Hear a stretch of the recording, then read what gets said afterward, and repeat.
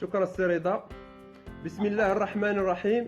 Mesdames et messieurs, à l'occasion de l'anniversaire de son Altesse Royale le Prince héritier Moulay El-Hassan, que Dieu le protège, la Fédération Royale Marocaine de Badminton a inauguré une formation à distance des entraîneurs depuis le 8 mai. Et dès que nous avons assumé la responsabilité de la fédération, nous avons élaboré une stratégie de travail axée sur un plan de réforme, réparti sur une série d'ateliers à 4 axes: gouvernance, formation, élargissement de la base des joueurs et entraîneurs, vulgarisation de la pratique du badminton de toutes les régions du Maroc, en faisant le sport scolaire une locomotive de sport national. Suite au sérieux, le travail, l'ambition et la persévérance, le badminton marocain a connu un essor qualitatif au cours de ces 4 dernières années, aussi bien en termes de nombre de badistes que d'associations. Mesdames et messieurs, la formation d'aujourd'hui, et malgré le confinement et les circonstances exceptionnelles dans lesquelles vit le Maroc, nous a poussé à l'application et la concrétisation de notre programme sur le terrain. Ce programme adopté vise à faire le plus grand nombre d'encadrants et créer plusieurs associations. Il ouvre la voie à tous les Marocains, sans discrimination ni exclusion, et en faisant du badminton un sport populaire pratiqué par tous les groupes d'âge et toutes les classes de la société, en tenant compte des principes de l'approche genre. En conclusion, nous sommes honorés de souhaiter la bienvenue. شكرا للاخوان وشكرا للجميع على هذا الحضور هذا. فتنقدم لكم السي مروان بيشي، استاذ تربيه بدنيه، رئيس الجامعه الملكيه المغربيه للبادمنتون او الريشه الطائره. فالحمد لله اليوم بهذه المناسبه الغاليه ديال عيد ميلاد صاحب السمو الامير الجليل مولاي الحسن، فالجامعه الملكيه المغربيه للبادمنتون ابت الا ان تنظم هذا التكوين لفائده اساتذه التربيه البدنيه وكل محبين ديال الريشه الطائره على الصعيد الوطني. ما غندخلش في المسائل التقنيه، ولكن غنعطي الهدف ديال الدوره، وبعد غنعطي الكلام الاخ والخبير الدولي والمحاضر الدولي الاخ مصطفى كامل اللي هو غني عن التعريف. الهدف السلام عليكم جميعا. رمضان كريم، واتمنى ان شاء الله باذن الله يكون تكوين جيد. طبعا انا عارف ان انتم شويه تعرفوا اللغه المصريه، وانا يمكن زرت المغرب عده مرات ولي فيها اخوه ولي فيها اصدقاء كتير. ان شاء الله باذن الله يكون تكوين على المستوى المطلوب. هنتكلم بصفه عامه عن التدريب، وبعدين هنتكلم على تدريب الريشه الطايره، لان لازم يكون عندنا اساس نتكلم عليه. انا مصطفى كامل، كنت مدير فني المنتخبات القوميه المصريه لمده حوالي 18 سنه، وحضرت في عده دول عربيه وافريقيه. وافضل انجازاتي الحمد لله الحصول على ميداليه اولمبيه في اولمبياد الشباب في الارجنتين 2018. اتخيل انها اول بطوله، اول ميداليه عربيه افريقيه مصريه طبعا للعبه البادمنتون في تاريخ.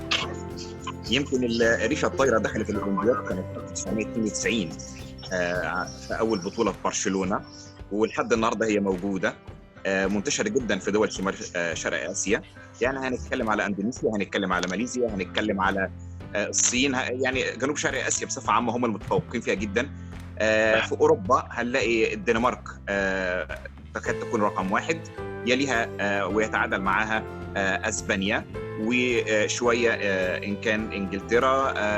يعني هم الدول دول اللي بينافسوها شويه، وخصوصا الدنمارك بينافسوها بشده. الريشه يمكن ادواتها قليله، وامكانيه ممارستها سواء على البحر، سواء في مكان مغلق، سواء في مكان مفتوح، متاحه للجميع.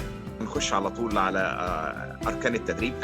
اي تدريب في العالم بيتكون من 4 أركان: الجزء البدني، والجزء المهاري، والجزء الخططي، والجزء النفسي. لا تستطيع ان انت تغفل عن واحد من دول. لا en tout cas, tout ce qui est technique, c'est ce que j'ai dit, hein, en fait, c'est la base vraiment du badminton, et c'est primordial d'apprendre vraiment la base aux jeunes. Donc, tout ce qui est technique, on commence toujours par la prise de raquette. Au niveau des jeunes, on commence toujours par leur apprendre comment tenir une raquette. Et ça, c'est important. On ne tient pas une raquette n'importe comment. On tient une raquette avec une certaine position que je vais pouvoir vous montrer tout de suite. Là-dessus, c'est important parce qu'en fait, il y en a des joueurs en fait qui au début, qui n'ont pas la bonne prise, mais en tout cas, qui développent leur jeu au fur et à mesure, donc avec cette prise-là, et après, ils n'arrivent pas à la changer, et ça, c'est pas terrible. Le badminton, donc, pour moi, c'est un sport aussi, c'est un sport de respect. C'est une des exigences du badminton. C'est un sport qui est basé sur le respect. D'accord, le respect mutuel, le respect au niveau des joueurs, le respect au niveau vis-à-vis des entraîneurs, vis-à-vis des dirigeants, vis-à-vis à tous les niveaux, tout simplement. Ça, c'est un levier c'est une partie qui est indéniable dans la pratique du badminton. C'est-à-dire, c'est quelque chose de vraiment fondamental. On ne peut pas se permettre, il faut que ça soit créé dans un cadre. Très bien, donc toutes les étapes précédentes, on les a faites. On est arrivé à ce résultat-là. Parfait, c'est très bien, c'est très très bien. Mais par contre, il faut le mesurer.